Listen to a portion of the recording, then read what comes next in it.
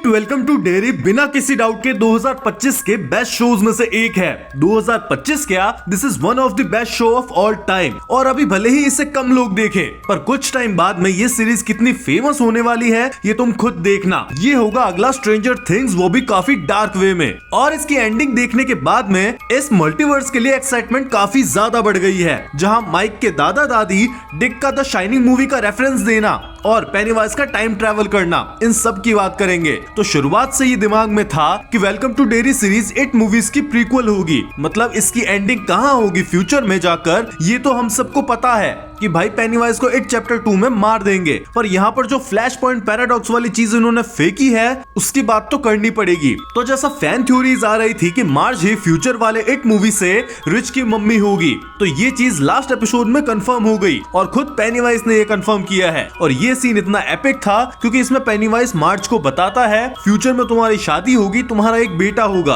और वो और उसके दोस्त मिलकर मुझे मारेंगे। साथ ही वो रिच का मिसिंग वाला पोस्टर भी दिखाता है। और गजब की बात, इट मूवी में रिच जब उस घर में जाता है तब उसे सेम वही मिसिंग वाला पोस्टर मिलता है, जिसे देखकर वो डर जाता है। इसके साथ ही पेनीवाइज बोलता है पर मौत ही मेरा जन्म है और पास्ट प्रेजेंट फ्यूचर सब कुछ सेम है छोटे पेनीवाइज के लिए, मतलब इसके लिए टाइम मैटर नहीं करता। और ये चीज थोड़ी लॉजिकल भी लगती है क्योंकि ये कॉस्मिक बीइंग है, वो भी एक अलग ही मल्टीवर्स से, तो इस पर नॉर्मल फिजिक्स के रूल्स तो फॉलो नहीं होंगे। और इसी चीज की वजह से पेनीवाइज मार्ज को मारना चाहता था ताकि फ्यूचर में उसका बेटा ना हो और पेनीवाइज को ना मारे। और सब कुछ एंड होने के बाद में मार्ज लिली से बोलती भी है कि मतलब पेनीवाइज पास्ट में भी जा सकता है और हमारे पेरेंट्स को भी खत्म कर सकता है। और सीरीज के एंड होने पर टाइटल कार्ड भी आता है, it welcome to Derry chapter 1। और जैसा कि मैंने पहले भी अपडेट बूम के एपिसोड्स में बताया था कि इस सीरीज के 2 और सीजन्स आएंगे जिसमें स्टोरी दिखाई जाएगी 1935 की और 1905 की। इसके साथ ही एक और तगड़ी चीज थी, बेवर्ली मार्श का कैमियो,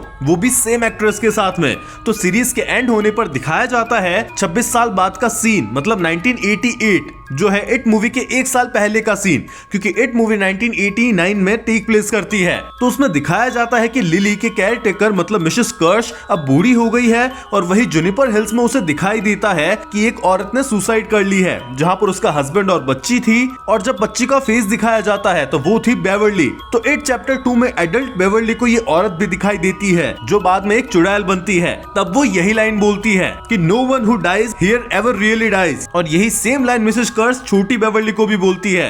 तो ये कनेक्शन वहां से था। इसके साथ ही लीरॉय और शार्लेट हैनलन लूजर्स क्लब के माइक के दादा दादी है और वो लोग सीरीज के लास्ट में इसी टाउन में रुकने का प्लान करते हैं। साथ ही शीप और फार्म की बात भी करते हैं। और हमें इट की फर्स्ट मूवी से भी पता है कि माइक भी फार्म में काम करता था और हैनलन फैमिली है जो असल में कभी डेयरी छोड़कर नहीं गए। ये दादा दादी यहीं पर है, विल यहीं पर रहेगा और इसका होगा बेटा जो होगा माइक। पर विल के साथ में कुछ बहुत ही बुरा होगा फ्यूचर में, वो इसके आगे वाले सीजन्स में दिखाएंगे या नहीं ये तो नहीं पता। और अब बात करते हैं मल्टीवर्स पर। तो ये तो सभी को पता है कि इट की मूवीज और सीरीज सब बेस्ड है स्टीफन किंग के सेम नाम की नॉवेल पर। और स्टीफन किंग ने ऐसे ही काफी सारी और भी नॉवेल्स लिखी है। इसमें एक काफी फेमस नॉवेल है द शाइनिंग, जिस पर मूवीज भी बनी है, द शाइनिंग और उसका सीक्वल डॉक्टर स्लीप। तो जो इस सीरीज में डिक हैलोरन है, असल में ये उस मूवी का ही एक कैरेक्टर है जो उस मूवी में थोड़ा बूढ़ा होता है, जिसके पास शाइनिंग की पावर्स होती है, वही पावर्स जो हमें इस सीरीज में देखी थी। वो मूवी एक होटल में टेक प्लेस करती है और सीरीज के एंड में डिक हैनलन से बोलता है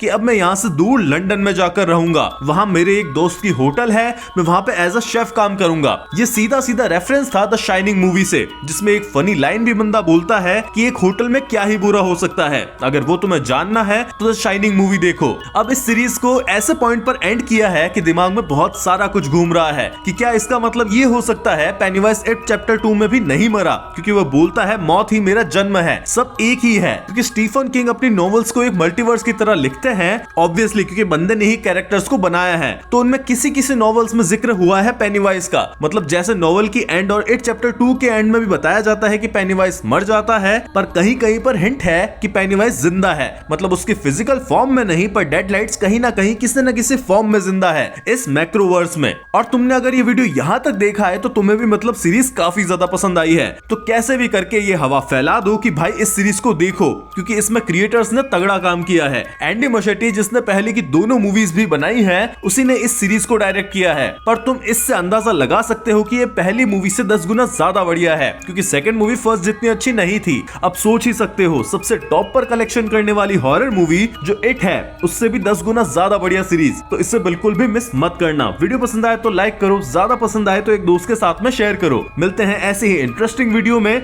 या फिर अपडेट बूम के एक और एपिसोड में, तब तक के लिए बाय।